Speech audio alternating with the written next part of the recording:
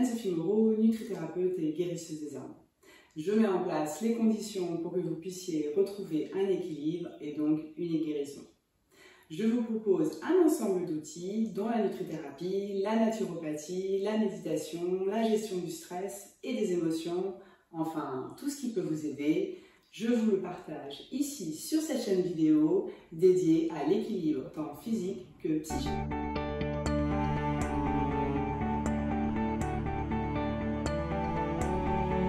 Commençons tout de suite par une recette qui me tenait à cœur. Un baume réparateur pour les lèvres. Et oui, l'automne était là, le vent, la pluie, enfin bref, le froid, tout ce qui peut dessécher nos lèvres. Donc nous allons voir ensemble une recette qui respecte votre santé, sans perturbateurs endocriniens, sans substances nocives, avec très peu d'ingrédients, ultra facile à fabriquer et très peu cher. Allez, tout de suite la recette.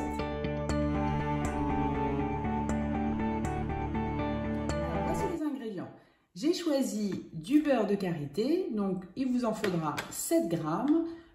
Pourquoi j'ai choisi le beurre de karité? Parce qu'il est composé essentiellement d'acides gras très riches en vitamines A et E, et je l'ai choisi pour ses vertus nourrissantes, adoucissantes et même tonifiantes.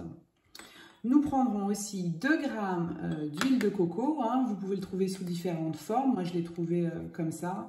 Donc je l'ai choisi pour les vertus hydratantes, apaisantes et antioxydantes. Et j'ai pris 2 grammes de cire d'abeille, donc là ce sont des paillettes, mais vous pouvez le trouver aussi en morceaux, voilà, que j'ai trouvé chez un apiculteur qui était à côté. Et quelques gouttes de vitamine E. Ça permet en fait de conserver votre baume plus longtemps. Voilà, c'est optionnel, il se conserve aussi très bien, 3 mois. Avec la vitamine E, il se conserve une bonne année.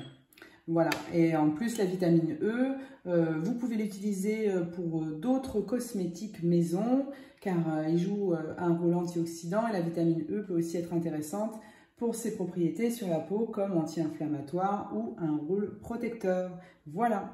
Évidemment, n'oublions pas, vous aurez besoin d'un contenant.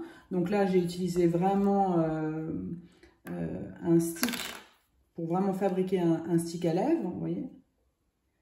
Mais vous auriez pu utiliser un petit bocal transparent comme ça, hermétique. Vous faites comme vous voulez. Allez, nous allons procéder à la recette. Et c'est maintenant très facile de réaliser la recette puisqu'il n'y a juste qu'à mélanger les ingrédients. Donc, je mets la cire d'abeille dans la casserole ainsi que le beurre de karité, le beurre de coco. Les 3 vont fondre et il n'y a plus qu'à laisser. Les ingrédients ont tous fondu, donc maintenant nous allons verser, sans vous brûler bien sûr, attention, dans le petit stick et nous allons attendre 2 heures le temps qu'il refroidisse. Faites attention de ne pas vous brûler, le mieux c'est d'utiliser un entonnoir, mais sinon vous pouvez le faire comme ça, moi je le fais. Essayez de ne pas remplir jusqu'au bout, faites-le jusqu'à la pointe, voilà, hop.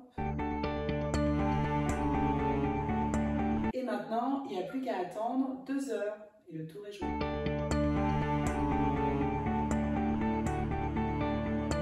Et voilà, la recette est terminée. Vous avez vu, elle a pris très peu de temps, très peu d'ingrédients, à un prix défiant toute concurrence, que ce soit en petit pot ou en stick. Voilà, vous êtes parés, enfin vos lèvres sont parées pour passer l'hiver, l'automne, l'été. Et puis vous pouvez le partager avec vos amis ou votre famille. En fonction des saisons et de mes envies, je partagerai avec vous des recettes, que ce soit cosmétiques naturelles ou nutritionnelles, comme des recettes anti-inflammatoires pour les grands et les petits. Enfin, tout ce qui peut vous aider à retrouver l'équilibre.